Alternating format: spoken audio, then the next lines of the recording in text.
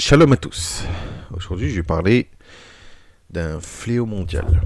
Alors, quel est ce fléau mondial? C'est une chose que on retrouve partout dans le monde, qui est utilisée, que ce soit pendant les fêtes, dans les soirées, dans n'importe quoi, c'est l'alcool. L'alcool, ce fléau mondial. Dans toute la planète, pas un seul peuple ne boit pas d'alcool. Quand je dis c'est dans toute la planète, même chez les pays, dans les pays arabes et tout, il y a des gens qui boivent de l'alcool. Tout le monde, même en Israël, partout. Et il faut savoir que l'alcool est une dépendance, une addiction. Je ne sais pas si vous avez déjà entendu l'alcoolodépendance, donc l'alcoolisme. Donc ça, c'est une addiction à l'alcool qui a des conséquences néfastes sur la santé. La vie sociale, la vie affective, la vie professionnelle, voilà, et la vie spirituelle. En France, on estime qu'environ 1,5 million de personnes sont alcoolodépendantes et que 2,5 millions de personnes ont une consommation à risque. Là, c'est vraiment un fléau mondial, puisque nous trouvons l'alcool partout dans le monde. Hein. Vous savez, il y a plusieurs formes d'alcoolisme. Il y a l'alcoolisme gamma, qui est une perte de contrôle des quantités d'alcool consommées, donc une consommation intermittente. Il y a l'alcoolisme delta, impossibilité de s'abstenir de boire, donc c'est une consommation quotidienne, et l'alcoolisme epsilon, c'est-à-dire un alcoolisme périodique de type dipsomaniaque. Donc il y a plusieurs causes plusieurs formes d'alcoolisme, et malheureusement l'alcool, c'est une chose impure, abominable et destructeur. Les véritables croyants ne doivent pas boire d'alcool. Déjà parce que l'alcool mène à plusieurs fléaux, c'est-à-dire qui mènent à la violence, au meurtre, au vol, au viol, à la dépendance. Mais aussi, surtout, il y a des gens qui ont perdu leur travail à cause de l'alcool. Il y a des gens qui frappent leur compagne ou leur compagnon, ça dépend. Hein. Si une femme boit de l'alcool, elle peut frapper son compagnon. Ou si un mari boit et qui peut frapper sa femme. Hein, souvent, les violences conjugales, hein, il y a aussi l'alcool qui est là-dedans. Aussi, pendant les fêtes, il y a des bagarres, il y a des meurtres. C'est accident de voiture, accident de la route. Voilà, l'alcool, elle peut mener à plein de choses. Franchement, c'est un fléau mondial. Il faudrait supprimer complètement l'alcool. Malheureusement, depuis la nuit des temps, l'alcool existe. Mais il y a aussi un truc que l'alcool qui peut faire, c'est dévoiler les secrets du cœur. Donc, oui, l'alcool dévoile les secrets. Vous savez, si vous voulez faire parler quelqu'un, que je vous conseille pas, hein, bien évidemment, si vous voulez faire parler quelqu'un, il suffit que la personne soit bourrée et là c'est mort. Elle sort tout ce qui est dans le cœur. Et oui, c'est pour ça qu'on dit que l'alcool dévoile les secrets du cœur. Bon. Revenons au sujet spirituel maintenant. Nous voyons que l'alcool mène à plusieurs catastrophes, plusieurs choses, mais nous voyons que l'alcool mène à faire des choses contraires à la morale. Et oui, parce que quand quelqu'un est sobre, il peut se contrôler. Il sait ce qu'il fait, voilà. Quand on est alcoolisé, on ne sait pas ce qu'on fait, même on se souvient même plus. C'est comme un somnambule. Vous allez dire, bah voilà, t'as fait ça ou ça cette nuit, il va pas y croire. Il va dire, mais non, moi je dormais. Bah voilà. L'alcool, c'est pareil. Donc, par exemple, si nous voyons dans Genèse, chapitre 9, verset 21, il est écrit, il but du vin, donc Noé but du vin, s'enivra et se découvrit au milieu de sa tente. Alors, le mot découvrir a plusieurs significations. Par exemple, là c'est se découvrir au milieu de sa tente, donc c'est-à-dire qu'il s'est découvert, c'est-à-dire qu'il s'est mis nu, se mettre à nu. Donc de le voir le corps entier et les parties intimes de la personne, donc tout entier. Il y a aussi, par exemple, l'Éternel nous avait dit dans la Torah, il nous a dit, tu ne découvriras point la nudité, par exemple, de ta sœur. En vrai, c'est-à-dire, tu ne découvriras point la nudité de ta sœur, c'est-à-dire coucher avec ta sœur. Donc, se découvrir, c'est découvrir sa sexualité. Vous voyez ce que je veux dire? Mais là, ce n'est pas le cas. Là, c'est à propos de Noé qui s'est découvert, c'est-à-dire qui s'est mis à nu. Hein. Il était tout nu. Même après, il y a Cham qui découvert, pardon. Il y a Cham qui a découvert la nudité de Noé, hein, de son père Noé, et il le rapporta dehors à ses deux frères. Ensuite, Sem, ce qu'il fait, c'est qu'il a couvert Sem d'une couverture pour pas qu'on voit la nudité de son père, puisqu'il était tout nu. Et ensuite, une fois que Noé s'est réveillé et qu'on lui a expliqué ce que Cham a fait, Noé a maudit Cham, père de Canaan, en disant maudit soit Canaan, parce que Cham a vu la nudité de son père et puis il a découvert la nudité de son père, donc c'est-à-dire qu'il a regardé la nudité de son père et il a béni Sem.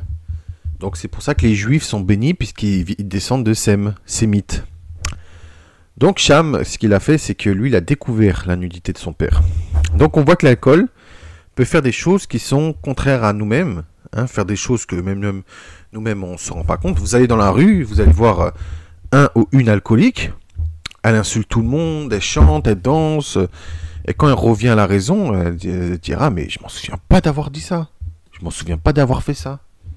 Voilà. Moi-même, quand je buvais de l'alcool avant, quand j'étais bourré, mais j'étais...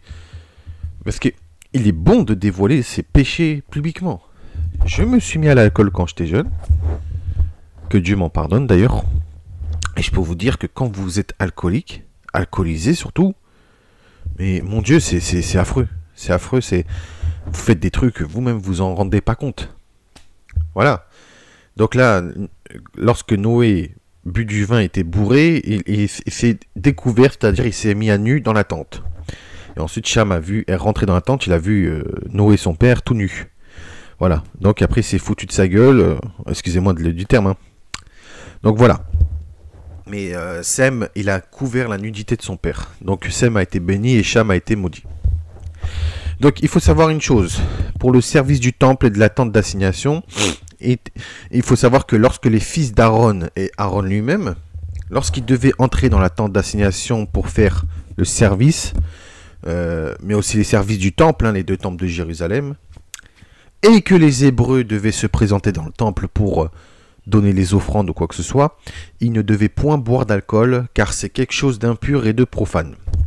Ils devaient distinguer le sacré, donc Dieu lui-même qui est sacré, et le profane qui est l'alcool, puisque l'alcool et la spiritualité ne font pas bon ménage. Lévitique, chapitre 10, versets 9 à 11 est écrit « Tu ne boiras ni vin, ni boisson enivrante, toi et tes fils avec toi, lorsque vous entrerez dans la tente d'assignation. » Donc ça prouve que les Juifs aussi, on parle de ça là, parce que les Juifs, eux, ils entraient dans le temple pour présenter leurs offrandes à l'Éternel. Donc ils ne devaient pas boire eux aussi d'alcool. De peur que vous ne mouriez, ce sera une loi perpétuelle parmi vos descendants, donc de génération en génération, afin que vous puissiez distinguer ce qui est saint et de ce qui est profane, de ce qui est impur et de ce qui est pur, et enseigner aux enfants d'Israël toutes les lois que l'Éternel leur a données par Moïse. Ensuite, l'Éternel a redit cela à Ézéchiel. Ézéchiel chapitre 44 verset 21. « Aucun sacrificateur ne boira du vin lorsqu'il rentrera dans le parvis intérieur. » Donc à l'intérieur du temple. Voilà, tout simplement. À l'intérieur du temple, les sacrificateurs ne devaient pas boire d'alcool. Même les juifs et tout. Voilà. Donc c'est pour ça que on ne doit pas boire ni d'alcool, ni de vin, ni de je sais pas quoi, voilà. Ni de boissons enivrantes. Donc il faut savoir que l'Éternel en a horreur de ceux qui courent après l'alcool. Car pour lui c'est quelque chose d'abominable. Deutéronome chapitre 32 verset 33 est écrit « Leur vin c'est le venin des serpents, c'est le poison cruel des aspics. Ce qui prouve que l'Éternel a voulu dire que le vin et l'alcool en général, c'est du venin de serpent, le venin de Satan. C'est le poison cruel des aspics. Le vin, c'est la chose le vin, l'alcool et tout, c'est la chose la plus détestable pour l'Éternel. Parce que, tout simplement, quand quelqu'un s'adonne au vin, à l'alcool, et qu'il est bourré, il fait des choses qui mènent à la violence, à la haine ou quoi que ce soit. Donc, tous ceux qui mettent leur espérance dans l'alcool, iront en enfer. Isaïe chapitre 5 verset 11, « Malheur à ceux qui, de beau matin, courent après les boissons enivrantes, et qui, bien avant dans la nuit, sont échauffés par le vin. » Isaïe chapitre 5 verset 22, « Malheur à ceux qui ont de la bravoure pour boire du vin, et de la vaillance pour mêler des liqueurs fortes. » Donc en gros, qui sont braves, et qui ont de la vaillance pour aller boire, donc pour aller picoler carrément. Voilà, je vais être franc. Hein. Isaïe chapitre 28 verset 7, « Mais eux aussi ils chancellent dans le vin. » Ils chancellent dans le vin, c'est-à-dire qu'ils tombent dans le vin. Et les boissons fortes leur donnent des vertiges. Sacrificateurs et prophètes chancellent dans les boissons fortes. Ils sont absorbés par le vin. Ils ont des vertiges à cause des boissons fortes et chancellent en prophétisant. Ils vacillent en rendant la justice. Il faut savoir que les faux prophètes et ceux qui annonçaient des choses fausses, et qui ne venaient pas de Dieu, buvaient du vin avant de prophétiser ou de faire quoi que ce soit. Également les sacrificateurs qui étaient dans le temple. Il y avait des gens qui étaient malhonnêtes, qui n'observaient pas la loi de l'Éternel, des prophètes également, et qui buvaient de l'alcool, et donc ils tombaient, ils chancelaient dans leur vin. C'est-à-dire qui s'adonnaient complètement au vin, en prophétisant et en faisant la justice, complètement bourrés. Donc c'était une chose qui était... Pourtant l'Éternel avait dit dans Lévitique, Lévitique chapitre 10 verset 9 à 11 et Ézéchiel chapitre 44 verset 21, il est écrit que aucun sacrificateur et aucune personne qui devra faire le service du temple doit boire de l'alcool. Eux, ils faisaient ça, les sacrificateurs, les faux sacrificateurs. Et les faux prophètes, ils faisaient ça, ils chancelaient dans leur vin, dans les boissons fortes. Donc ensuite, Habakkuk, chapitre 2, verset 15. « Malheur à ceux qui fait boire son prochain, à toi qui verses ton outre et qui l'énivre, afin de voir sa nudité. » Là, on voit que des gens malhonnêtes font boire pour faire des choses malhonnêtes. Vous savez, les violeurs, par exemple, ils utilisent soit de l'alcool, ou soit ils utilisent des drogues, ou alors ils mettent des drogues dans les alcools, ou dans les boissons. Pour faire quoi? Pour violer. Voilà, tout simplement. C'est pour ça, quand vous allez dans les boîtes de nuit ou dans une soirée, gardez toujours votre verre et servez-vous vous-même. Ne vous faites pas servir par quelqu'un d'autre. Faites-vous servir vous-même. Car ça se peut que des gens peuvent mettre de la drogue de violeurs dans l'alcool, ou il y a des gens qui vous arrosent et qui arrosent d'autres personnes dans le but de faire du mal. Malheur à ceux qui fait boire son prochain, à toi qui verse ton outre et qui l'énivre afin de voir sa nudité. Ça veut tout dire. Malheur à ceux qui font boire leur prochain, c'est-à-dire quelqu'un, ami, famille ou même un inconnu, c'est un prochain puisqu'on est tous des êtres humains, afin de voir sa nudité, c'est-à-dire afin de la violer. Voilà, tout simplement. L'alcool, non seulement elle est interdite, mais en plus, des gens utilisent l'alcool pour faire le mal. Et pas un petit mal, c'est vraiment des abominations, violer, tuer ou quoi que ce soit. Donc après, pourtant il est écrit, vous n'avez point mangé de pain et vous n'avez bu ni vin ni liqueur forte, afin que vous ne connaissiez que je suis l'Éternel votre Dieu. Deutéronome chapitre 29 verset 6. Nous ne devons point boire d'alcool afin de connaître les voies de l'Éternel. Donc, si quelqu'un boit de l'alcool, il ne peut pas connaître les voies de l'Éternel. C'est aussi simple qu'un bonjour. Mais si quelqu'un veut connaître les voies de l'Éternel, qu'il s'abstient de boire de l'alcool. Comme il est écrit, maintenant prends bien garde, ne bois ni vin, ni liqueur forte, et ne mange rien d'impur. Juge chapitre 13, verset 4. Donc si vous voulez vous tourner vers l'Éternel, arrêtez l'alcool. Arrêtez de boire du vin et des liqueurs fortes, donc c'est-à-dire saké, whisky, vodka, enfin voilà, tous ces trucs-là, Malibu, tous ces trucs-là, stop. Arrêtez de boire n'importe quel alcool et ne mangez rien d'impur comme le porc, comme les... Voilà, enfin tout cela. L'alcool fait partie des choses qui font perdre une personne et qui font perdre son âme. Osée, chapitre 4, verset 11 est écrit « La prostitution, le vin et le mou font perdre le sens. » Tout comme est écrit dans Éphésiens, chapitre 5, verset 18 est écrit « Ne vous enivrez pas de vin, c'est de la débauche. Soyez au contraire remplis de l'esprit. » Donc nous, véritables croyants, nous ne devons pas s'enivrer de vin, mais on doit s'enivrer de la puissance de l'Esprit Saint et de la puissance du Christ. À la place d'être enivré du vin ou de quelque chose d'autre, qu'on doit enivrer de la parole de Dieu, puisque l'homme ne vit pas seulement que de pain, mais de toute parole qui sort de la bouche de Dieu.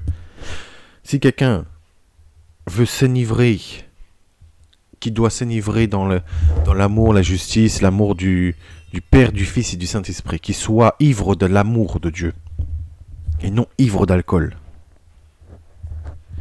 Nous, véritables croyants, on ne doit point faire partie des ivrognes et des alcooliques. Parce que tout simplement, c'est des choses qui sont contraires à l'Éternel. N'oubliez pas ce que je vous ai dit en début de vidéo. L'alcool fait des ravages.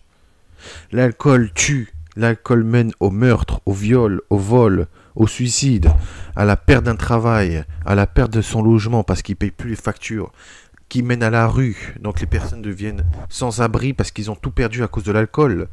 Les gens se font percuter par les voitures ou eux-mêmes quand ils boivent de l'alcool et qu'ils se mettent au volant, ils meurent à cause des accidents de voiture. Moi, je suis pour les choses les préventions de la sécurité routière et la prévention de la personne en elle-même, puisque on doit boire aucune boisson enivrante. C'est pour ça, quand vous buvez, ne conduisez pas. Ne conduisez pas, je vous en supplie. De même, quand vous êtes fatigué dans le volant, arrêtez-vous, faites une pause et reprenez le volant quand vous n'êtes plus fatigué. Faites une sieste ou quoi que ce soit, mais voilà, ne buvez jamais au volant et ne dormez jamais au volant. Et aussi, ne textotez jamais au volant. Pour l'amour de Dieu, s'il vous plaît, arrêtez de textoter tout en conduisant. Ça fait des morts et vous serez responsable des morts s'il y a un accident. Donc, comme je l'ai dit, nous, véritables croyants, ne faisons point partie des ivrognes et des alcooliques, puisqu'il est écrit dans Proverbes chapitre 23, verset 20, « Ne sois pas parmi les buveurs de vin, donc les alcooliques, parmi ceux qui font des excès de viande, car l'ivrogne et celui qui se livre à des excès s'appauvrissent, et l'assoupissement fait porter des haillons. » Qu'est-ce que cela signifie? Ça signifie que l'alcool rend feignant. L'alcool, oui, il rend feignant parce que quand vous buvez de l'alcool, vous ne travaillez plus. Vous êtes plus conscient. Et puis après, quand vous êtes dépendant de l'alcool, tout simplement, vous ne pouvez plus rien faire. Vous pensez alcool, vous buvez alcool, vous mangez alcool, vous dormez alcool. Voilà. Donc il y a de l'assoupissement.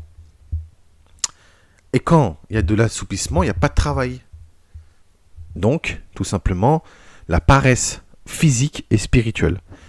Puisque, comme il a dit le roi Salomon, l'ivrogne, car l'ivrognerie et les excès s'appauvrissent, c'est-à-dire qui rend pauvre. Car quand on n'a pas de travail, on perd de l'argent.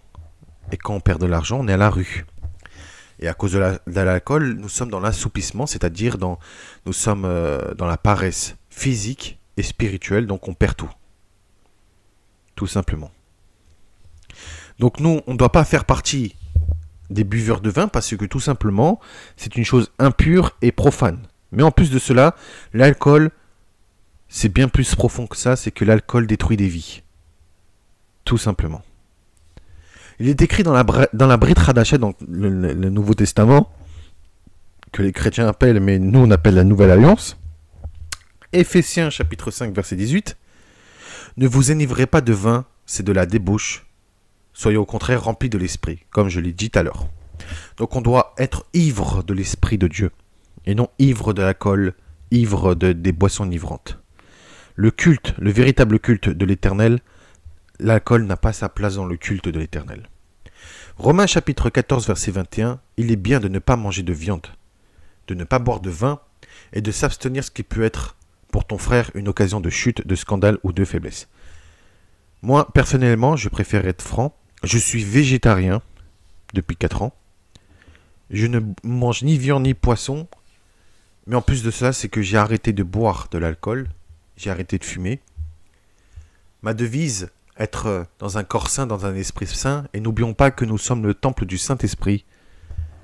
Ne plus manger de viande, ne plus manger de poisson, ne plus boire de vin, ne plus boire d'alcool, ni de fumer, quoi que ce soit, amène à la bonne santé. Une personne qui fume pas pendant un jour, ses poumons commencent à, on va dire, à un petit peu respirer. Quand on fume pas pendant 5 jours, on reprend un petit peu de souffle. Voilà. Quand on fume plus pendant une semaine, voilà, le rythme cardiaque redevient normal. Et quand on ne fume plus pendant toute notre vie, eh ben, nous avons regagné l'espérance de vie. Mais en plus de cela, nous avons gagné de l'espérance de vie. Tout simplement. Eh bien, c'est pareil pour l'alcool. Faites attention puisque les ivrognes n'hériteront point du royaume des cieux. Galates chapitre 5 versets 19 à 21. Or les œuvres de la chair sont manifestes.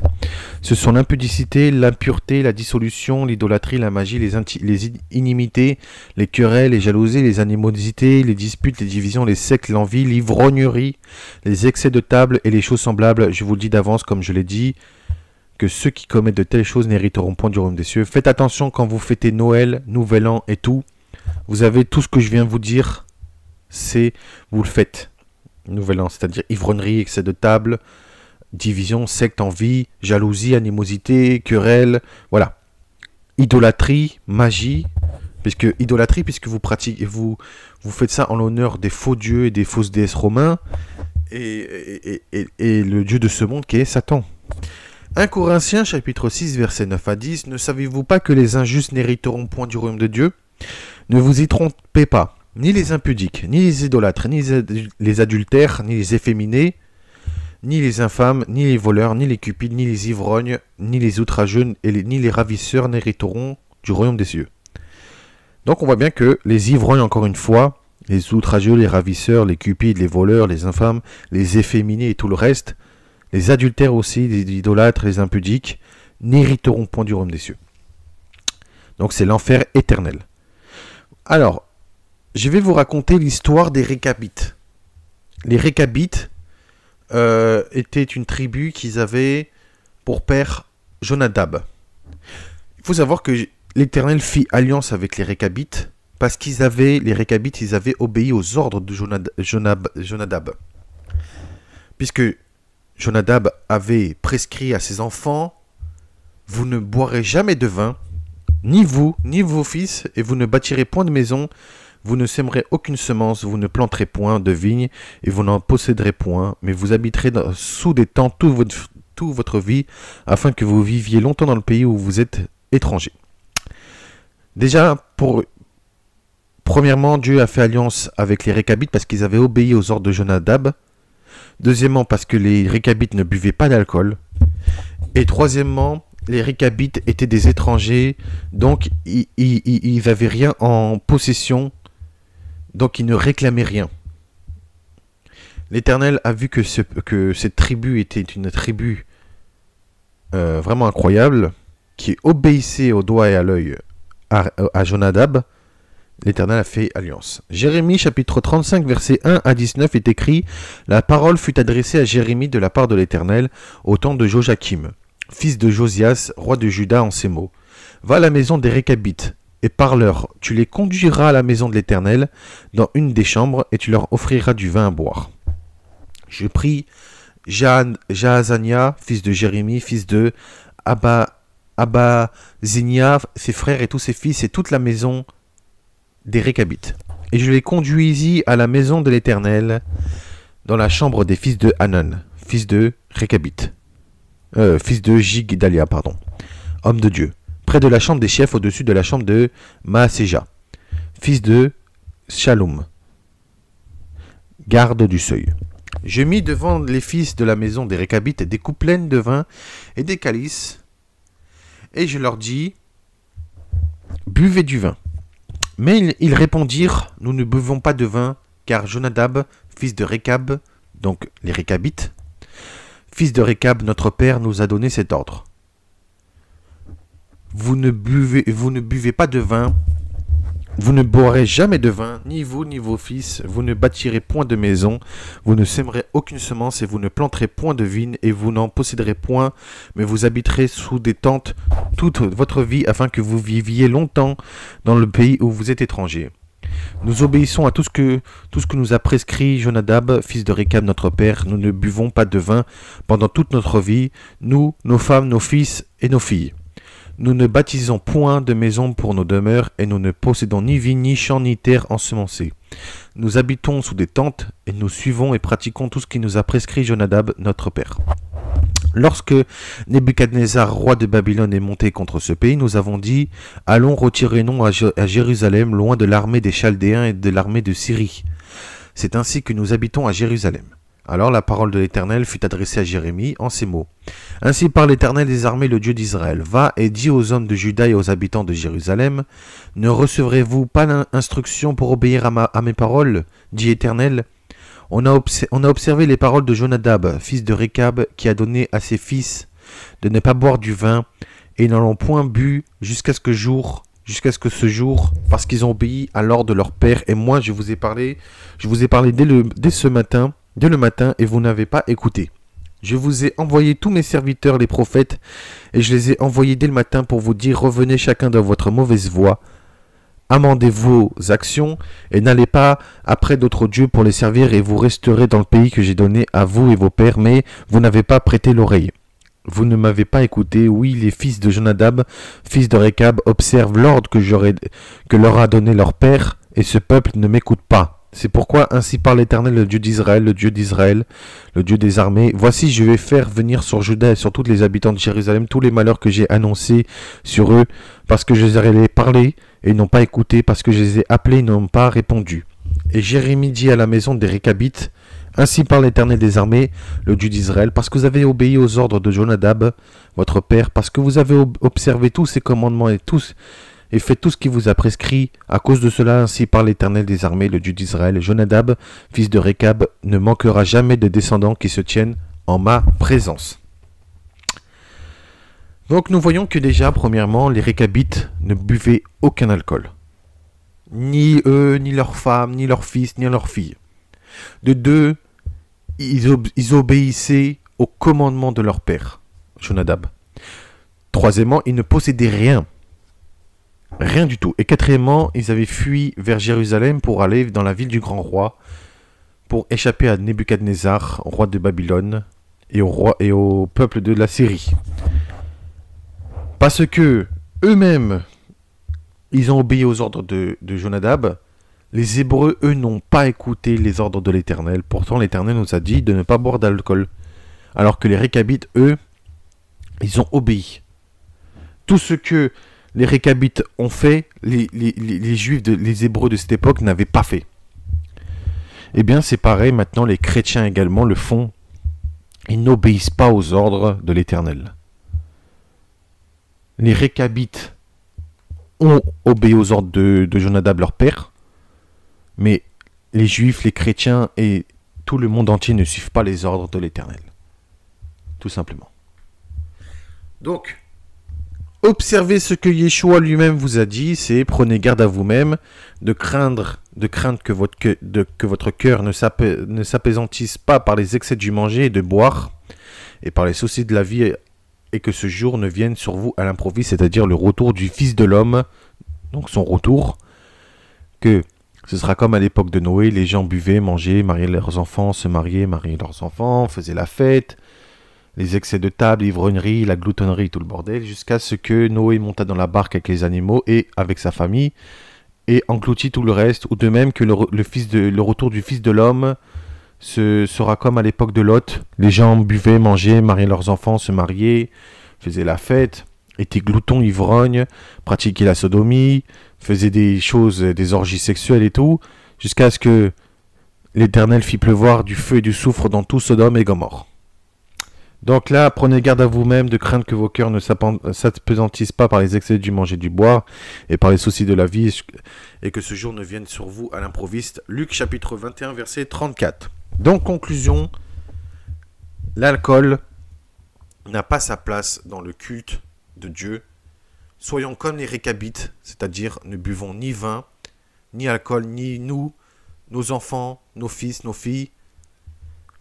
Ne possédons rien sur cette terre et que nous soyons étrangers, que nous revenons à Jérusalem et que nous appartenons à rien afin que nous vivons longtemps dans le pays où nous sommes, où nous serons exilés dans le pays de l'Éternel, puisque c'est l'Éternel, la terre d'Israël appartient à l'Éternel seul, mais nous voulons retourner vers l'Éternel. Donc, soyons comme les récabites, observons ce que l'Éternel nous a prescrit. À bientôt. Shalom, merci à tous.